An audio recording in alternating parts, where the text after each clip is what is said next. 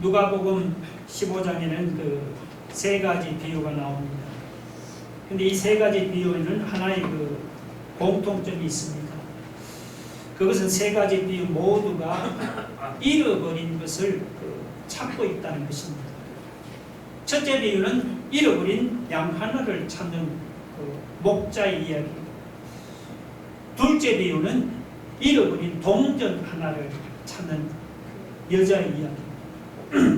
그리고 셋째 비유는 잃어버린 아들을 찾는 아버지의 이야기입니다. 먼저 우리는 예수님께서 왜 이런 비유를 말씀했는지 그 동기를 파악하는 것이 중요합니다. 예수님께서 예루살렘으로 올라가시는 길에 많은 세리들과 죄인들이 예수님의 말씀을 들으려고 몰려들었습니다.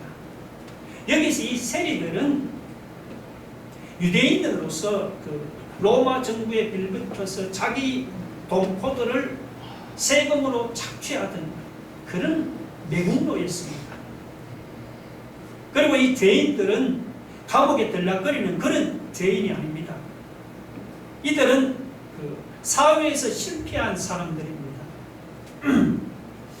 바리새인들은 사회적으로 실패한 사람들은 율법을 지키지를 않아서 그렇게 되었다고 생각했습니다. 그런 사람들을 죄인이라고 불렀습니다. 그래서 바리새인들은 이런 세리나 혹은 사회적으로 실패한 사람들은 율법을 지키지 않는 죄인들이라고 무시했습니다. 그런 사람들을 가까이 하면은 그들의 죄에 물든다고 생각을 했습니다. 그래서 바리새인들은 사회적으로 실패하고 혹은 소외된 사람들이다. 이런 세리들은 상종조차도 하지를 않았습니다. 그들과 함께 식사하고 교제한다는 것은 바리새인들에게는 생각도 할 수 없는 그런 일이었습니다. 그런데 예수님은 그런 세리나 죄인들과 같이 지내는 것을 주저하지를 않았습니다. 그들과 함께 하면서 식사도 하고 또 그들에게 말씀도 가르치기도 했습니다. 바리새인들은 예수님의 그런 모습이 이해가 안 됐습니다. 그래서 그런 예수님을 경멸하듯이 2절에 보면 이 사람이라고 부르면서 이 사람이 예수님을 가르치죠. 죄인을 영접하고 그리고 그들과 함께 음식을 먹는다고 수근수근거렸습니다.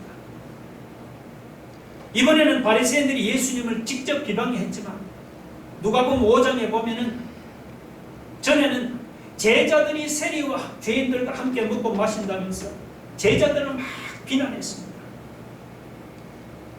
그때 예수님은 뭐라고 말씀했느냐 하면은 나는 건강한 자에게는 의사가 쓸데없고 병든 자에게는 쓸데있나니 나는 의인을 부르러 온 것이 아니요 죄인을 부르러 왔노라. 죄인을 불러 회개시키러 왔노라. 그렇게 말씀했습니다. 또 예수님은 내가 온 것은 인자가 온 것은 잃어버린 자를 찾아 구원하려고 왔습니다. 그렇게 가르쳤습니다. 자, 바리새인들이 예수님으로부터 이런 교훈을 들었다면 어떻게 처신해야겠습니까? 자기들도 예수님의 교훈을 본받아서 세리나 죄인들을 찾아가서 함께 먹고 마시면서 그들에게 하나님의 말씀을 전해야 하지 않겠습니까? 그런데 바리새인들은 예수님이 가르쳐주신 그 교훈을 잊어버렸습니다. 세리나 죄인들 같은 사람들을 찾아가서 함께 먹고 마시기는커녕 그들을 죄인들이라고 무시하고 정죄했습니다. 오늘 우리도 여러분 그렇지 않습니까? 바리새인들처럼 세상적으로 실패한다든지 혹은 소외된 사람들을 죄인이라고 여러분 정죄하지 않습니까? 그런 사람들이 가까이 다가가서 복음 전할 생각은 하지를 않고 혹시라도 가까이 하면은 그들의 죄가 옮기기라도 하듯이 이상한 눈빛으로 쳐다보면서 그들을 죄인이라고 정죄하고 무시하고 멸시하지는 않습니까? 그러면은 오늘 이 본문에 나오는 바리새인의 모습이 바로 우리의 모습인 것입니다. 예수님은 이 세리들과 죄인들을 정죄하고 무시하는 바리새인들의 그런 잘못을 고쳐주고 싶었습니다. 그런 동기에서 예수님은 바리새인들에게 이 세 가지 비유를 말씀했습니다. 여기서 세 가지 비유는 모두가 잃어버렸다가 찾았다는 것을 강조하고 있습니다. 그리고 여기 잃어버린 양이나 혹은 잃어버린 동전이나 잃어버린 아들은 이것은 모두가 잃어버린 죄인을 가르칩니다. 바리새인들은 세리나 혹은 사회적으로 실패한 사람들을 죄인이라고 정죄하고 멸시했습니다. 그런 죄인들과 함께 먹고 마시는 것은 생각도 할 수 없는 일이었습니다. 그들과 함께 하면은 큰일이라도 날 것처럼 멀리 했습니다. 그런데 예수님의 눈에는 그 세리나 죄인들이 다르게 보였습니다. 예수님의 눈에는 그 세리나 죄인들이 다시 찾아야 하는 잃어버린 존재로 보였습니다. 여러분은 세상 사람들을 어떤 눈으로 바라봅니까? 예수 안 믿다가 지옥에 떨어질 것들이라 혹시 정죄의 눈으로 바라보질 않습니까? 혹시라도 그들과 함께 먹고 마시고 교제하면 그들의 죄가 나에게 옮겨 붙기라도 하듯이 이상한 눈빛을 하고 세상 사람들을 쳐다보질 않습니까? 그렇다면 불신자를 바라보는 우리의 눈빛과 우리의 시각을 여러분 바꿔야 합니다. 오늘 본문에 99마리 양을 덜에 남겨두고 이런 양 한 마리를 찾아 나서는 목자의 심정이 하나님의 심정입니다. 이런 동전 하나를 부지런히 찾는 그 여자의 심정이 하나님의 심정입니다. 이런 아들을 애타게 기다리는 아버지의 심정이 바로 우리 하나님의 심정입니다. 여러분 우리 찬송가 527장 한번 같이 한번 불러봅시다. 다 같이 1절만.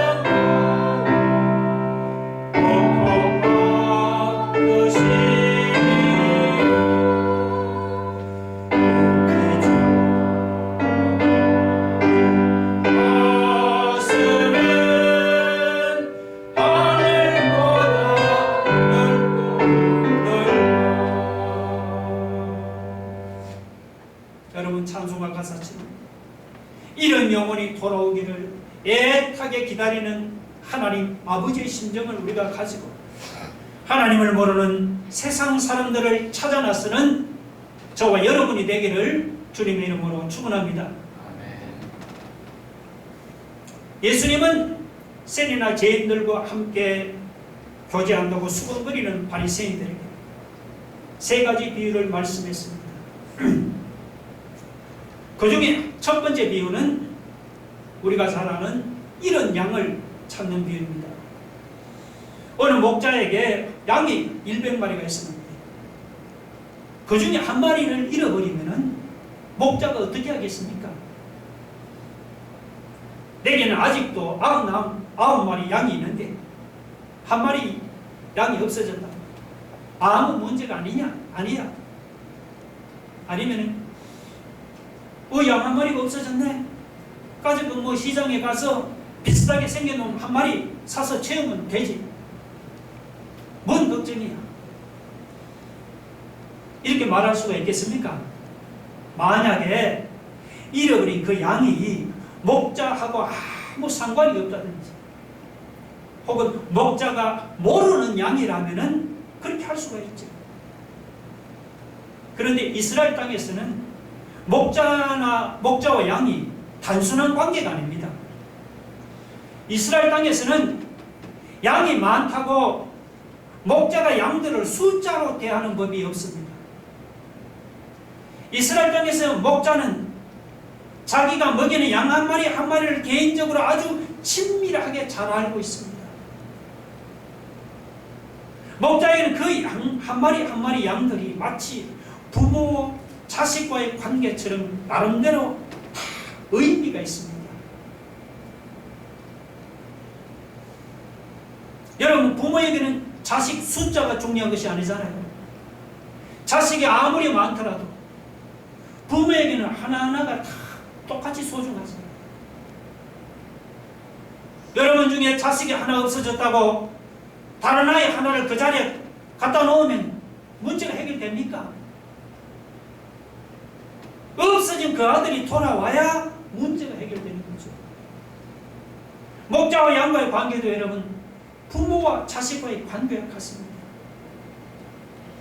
잃어버린 양은 다른 양으로 대신할 수 없습니다. 그 양을 찾아와야 그 자리가 채워지는 겁니다. 그래서 목자는 99마리 양들을 덜에 두고 이런 양 한 마리를 찾아다닌 것입니다. 목자에게는 99마리 양이라고 한 마리보다 중요한 것이 아닙니다. 99마리나 잃어버린 한 마리나 목자에게는 똑같이 소중합니다.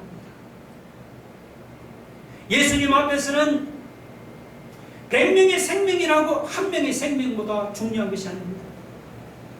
예수님 앞에서는 한 사람 한 사람의 생명이 똑같이 소중한 것입니다.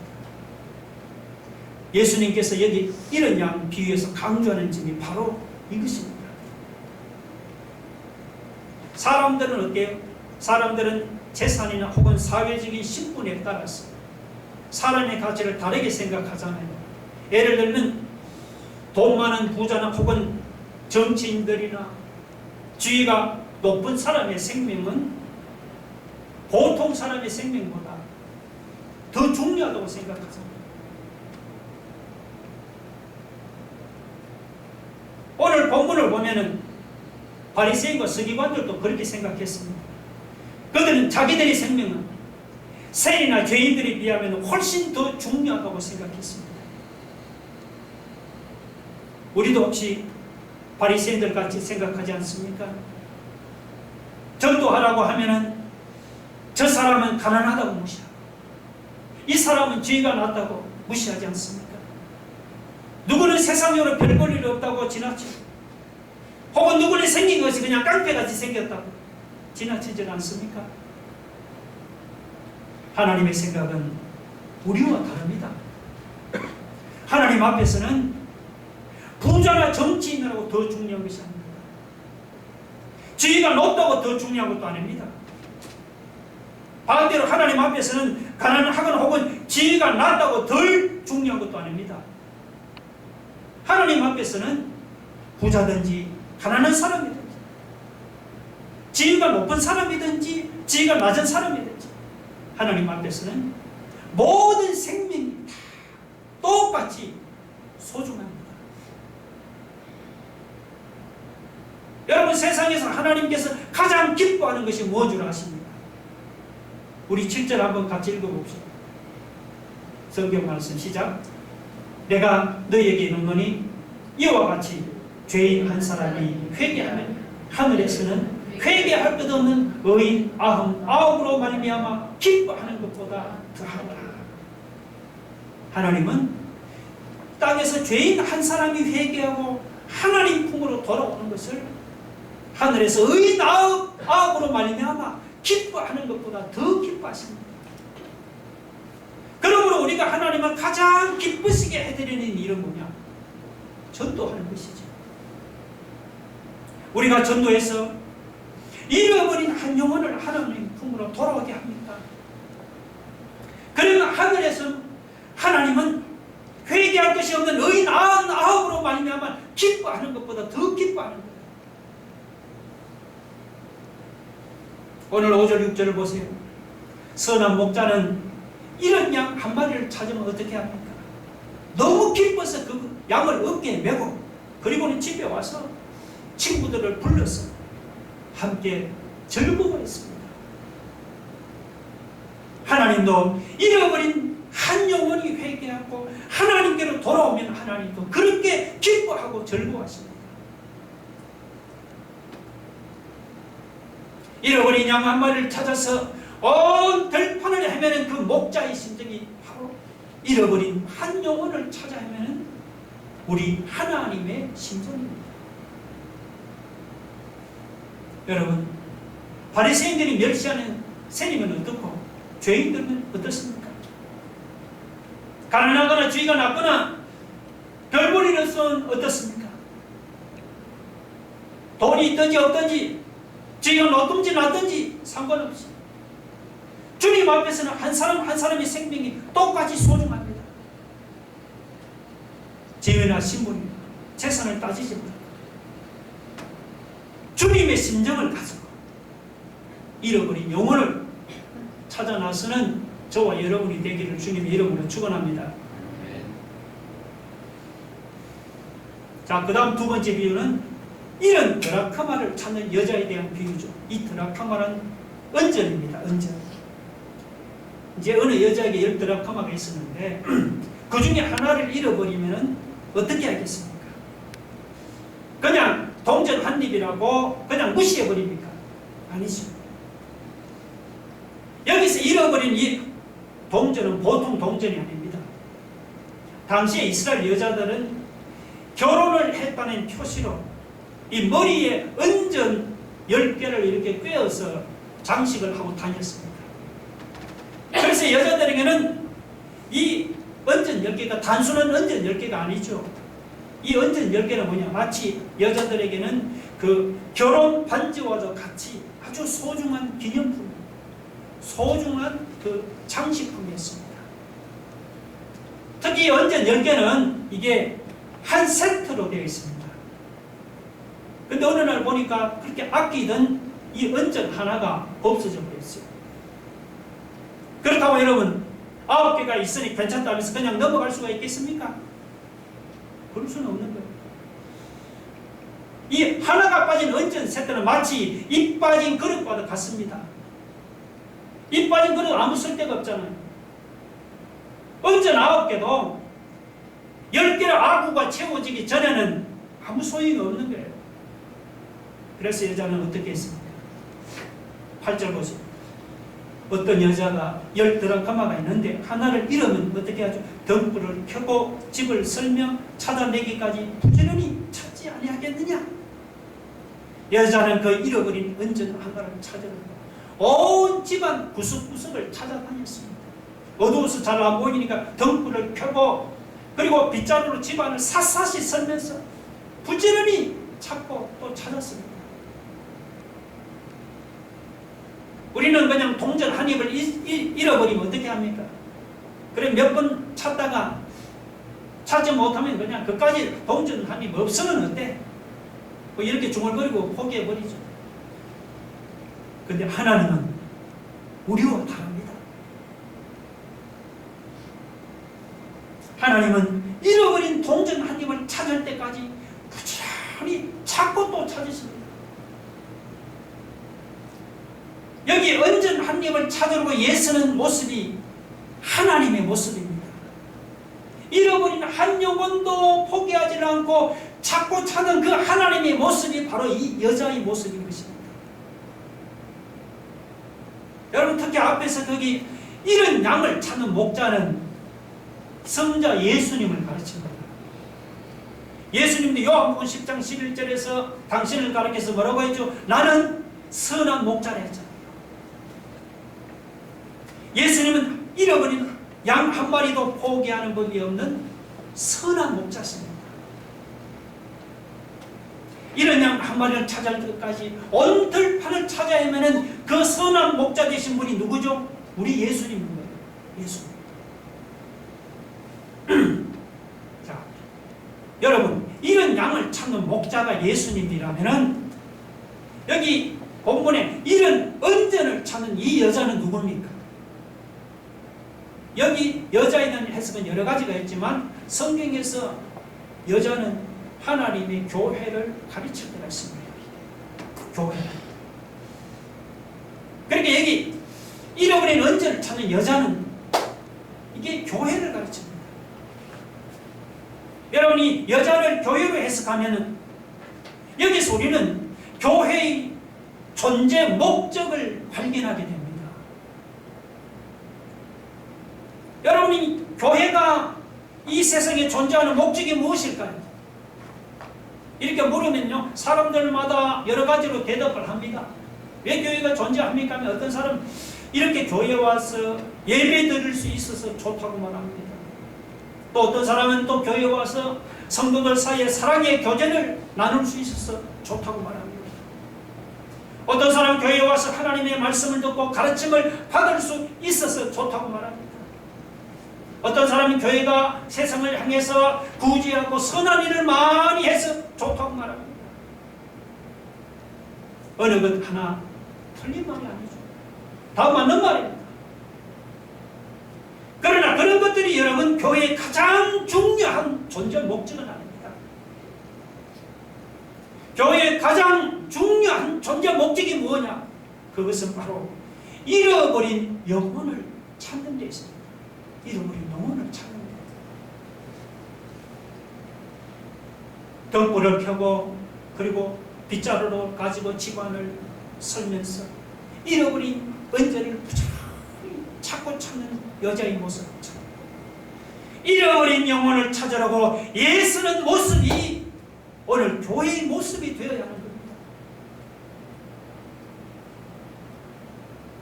우리 주변에 아직도 하나님을 모르고 예수님도 모르는 사람들이 얼마나 많습니까? 그들이 바로 누구냐? 우리가 찾아났어야 하는 잃어버린 영혼들입니다. 우리는 그 잃어버린 영혼들을 여러분 어떤 눈으로 바라봅니까? 그냥 물끄러미 생각 없이 바라봅니까? 아니면 바리새인처럼 저것들 하나님을 모르는 죄인이라고 여러분 무시하지 않습니까? 혹은 저렇게 예수를 안 믿다가 지옥에 떨어질 것들이라고 여러분 정죄의 눈으로 바라보지는 않습니까? 그렇다면 우리 생각을 바꿔야 합니다. 여러분 10절을 보세요. 내가 너희에게 이르노니 이와 같이 죄인 한 사람이 회개하면 하나님의 사자들 앞에 기쁨이 되리라. 우리가 정죄하는 그 죄인 한 사람이 회개하면 하늘에서 하나님께서 가장 기뻐하고 기뻐하십니다. 그렇다면 우리도 하나님께서 이렇게 기뻐하시는 일을 위해서 힘을 다해서 잃어버린 영혼을 찾아 놨어야 하지 않겠습니까? 오늘 여러분은 잃어버린 영혼을 찾으려고 복음의 등불을 들고 어두운 세상 구석구석을 찾아다닙니까? 교회가 존재하는 가장 중요한 이유, 신자가 존재하는 가장 중요한 이유를 들려면 잃어버린 영혼을 찾는 것입니다. 이런 안전 한 입을 찾으려고 온 집안을 찾고 찾는 이 여인의 심정은 잃어버린 한 영혼을 찾아 나서는 저와 여러분이 되기를 주님의 이름으로 축원합니다. 마지막 세 번째 비유는 잃은 아들 비유죠. 어떤 사람이 두 아들이 있었습니다. 그런데 어느 날 둘째 아들이 아버지를 찾아와서 자기에게 돌아올 재산을 미리 나누어 달라고 요구했습니다. 원래 율법에는 아버지가 죽은 후에 유산을 물려받을 수 있습니다. 그런데 둘째 아들은 아직 아버지가 시퍼렇게 살아있는데도 아버지를 무시하고 자기 몫을 미리 달라고 요구했습니다. 둘째 아들은 아버지 밑에서 생활하는 것이 무척 괴로웠습니다. 왜냐하면 아버지 밑에 있으면 매사에 아버지로부터 간섭을 받아야 하기 때문이죠. 자기도 이제는 다 큰 어른이 되었는데 매사에 아버지 간섭을 받는 것이 싫었습니다. 그래서 아버지 간섭을 떠나서 자기가 독립해서 장사를 하면 아버지가 하는 것보다 훨씬 잘할 것만 같았습니다. 그래서 둘째 아들은 아버지 곁을 떠나기로 결심하고 아버지께 자기 유산으로 자기 몫을 달라고 요구했습니다. 주세요. 아들이 하도 그냥 고집을 부리니까 아버지는 할 수 없이 그냥 재산을 나누어 주었습니다. 자, 그랬더니 둘째 아들 아니나 다를까 며칠이 안 돼서 자기가 받은 재산을 다 정리해서 먼 나라로 떠났습니다. 할 수만 있으면 아버지의 간섭을 받지 않는 먼 나라로 그냥 떠나버립니다. 그런데 여러분, 둘째 아들이 아버지의 품을 떠났더니 어떻게 됐습니까? 자기 생각대로 장사를 해서 돈을 크게 벌었습니까? 천만의 말씀이죠. 돈을 벌기는 그냥 허랑방탕했어. 유산으로 받은 그 재산마저 다 그냥 탕진하고 말았습니다. 그리고 돈도 떨어졌는데 설상가상으로 그날에 크게 흉년이 들었습니다. 그러자 막 지금까지 흥청망청 지내던 둘째 아들이 비로소 궁핍해졌습니다. 그래서 어떻게 됐습니까? 자, 15절 16절 한번 보세요. 가서 그 나라 백성 중 한 사람에게 붙여서 그가 그를 들로 보내어 돼지를 치게 하리니 그가 돼지 먹는 쥐업 열매로 배를 채우고자 하되 주는 자가 없는지라. 여러분, 유대인에게서 이 돼지는 아주 불결한 짐승입니다. 지금도 돼지고기 안 먹어요. 그런데 하나님의 백성이 이방인 밑에 들어가서 돼지를 치는 그런 신세로 전락했습니다. 그리고 돼지가 먹는 그 쥐업 열매를 좀 먹으려고 해도 그것조차 주는 사람이 없습니다. 얼마나 비참한 신세입니까? 만약에 자기 생각대로 하면 둘째 아들은 지금쯤은 돈을 벌어서 큰 부자가 되어 있어야 하죠. 장사에 성공해서 그냥 떵떵거리면서 잘 살고 있어야 합니다. 그런데 결과는 정반대였죠. 결과는 어때요? 완전히 그냥 알거지 신세가 되고 말았어요. 그야말로 인생의 밑바닥에까지 굴러 떨어지고 말았죠. 아, 세상에 어떻게 하나님의 백성이 이렇게까지 비참해질 수가 있단 말입니까? 우리가 한번 질문을 해봅시다, 여러분. 아버지로부터 그 많은 재산을 물려받은 둘째 아들이 왜 이렇게 비참한 신세로 전락을 했습니까? 그 이유는 하나죠. 둘째 아들이 아버지의 품을 떠나갔기 때문이죠. 여러분, 둘째 아들이 망한 다음에 하는 말을 한번 들어보세요. 자기가 하는 말입니다. 17절. 이에 스스로 돌이켜 이르되 내 아버지에게는 양식이 풍족한 품꾼이 얼마나 많은가. 나는 여기서 죽여 죽는구나. 둘째 아들 말대로 아버지 품이라 온갖 풍성한 것이 다 있었습니다. 그런데 아버지 품을 떠난 둘째 아들은 저 낯선 먼 나라에서 모든 것을 탕진하고 그냥 굶어 죽는 신세가 되고 말았습니다. 아버지의 품을 떠났더니 이런 비참한 신세가 되고 말았죠.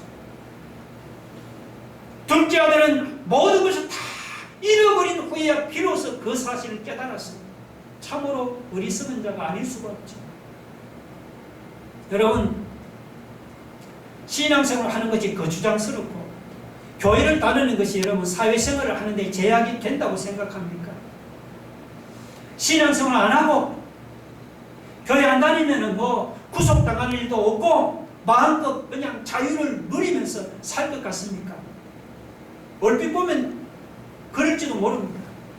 주일에 뭐 교회 안 나가고 내 멋대로 살아도 목사님 기차에 뭐 전화하고 신방 안 올 일도 없으니까 얼마나 좋겠습니까?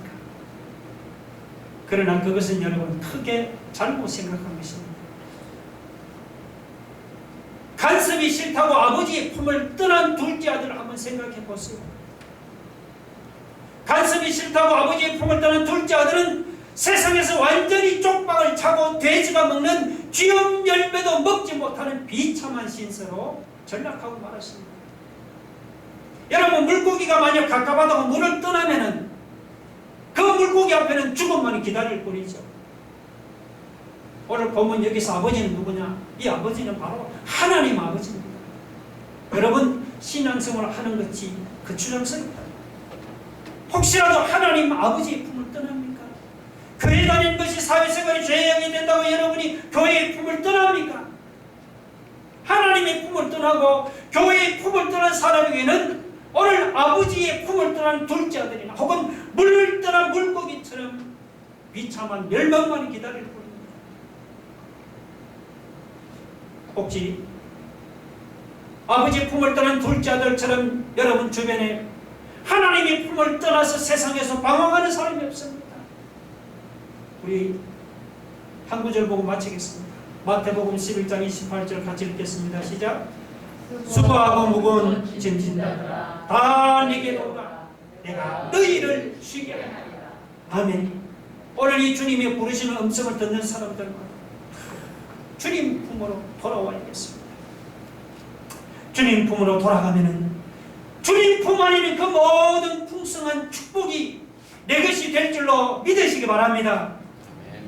다 같이 우리 한번 기도하겠습니다. 여러분, 바리새인들은 세리날 죄인들을 무시했습니다. 그러나 이런 양 하나를 찾아 온 들판을 헤매는 목자의 심정, 이런 동전 하나를 부지런히 찾고 찾는 여자의 심정이 주님의 심정입니다. 우리도 목자의 심정과 여자의 심정을 가지고 이런 영혼을 찾아 나서기를 원합니다. 여러분, 기차를 타고 아버지의 품을 떠나면 이 둘째 아들이 비참해지는 것입니다. 우리가 하나님의 품을 떠나면 비참해집니다. 여러분, 혹시라도 주님 품을 떠나야겠다 그런 생각이 있다, 회개하고 주님 품으로 돌아옵니다. 주님 품으로 돌아가면 주님 안에 있는 모든 축복이 내 것이 되는 거예요. 우리 말씀을 생각하면서 다 같이 한번 동성드리겠습니다. 할렐루야. 하나님 아버지, 오늘 둘째 아들은 하나님 아버지 밑에서 가슴을 받는 것이죠. 자기가 아버지 품을 떠나 살아보면 장사도 잘하고 부자가 될 것 같고 아버지 품을 떠났지만 그런 비참한 신수로 절망하는 것입니다. 하나님 아버지, 혹시라도 하나님 신앙생활을 하고 교회 다니는 것이 거추장스럽다고 주님의 품을 떠나야겠다고 한 생각이 드실 것입니다. 회개하고 주님 품으로 돌아옵니다. 우리 주님 품 안에 온갖 하나님의 모든 축복이 다 그분들이 내 것입니다. 그 축복을 받아들이기를 원합니다. 이런 영혼을 찾았으면 하나님 아버지, 이런 영 하나를 찾아온 별밤에는 목자의 심정을 가지고 이런 동들 하나를 꾸준히 찾는 여자의 심정을 가지고 주여 그 잃어버리는 한 영혼을 찾아옵니다. 아버지, 그런 목자의 심정, 하나님 아버지의 심정을 가지고 이런 영혼을 찾아 나서는 오늘 우리 세상에 성도들 하나님 되게 하여 주옵소서.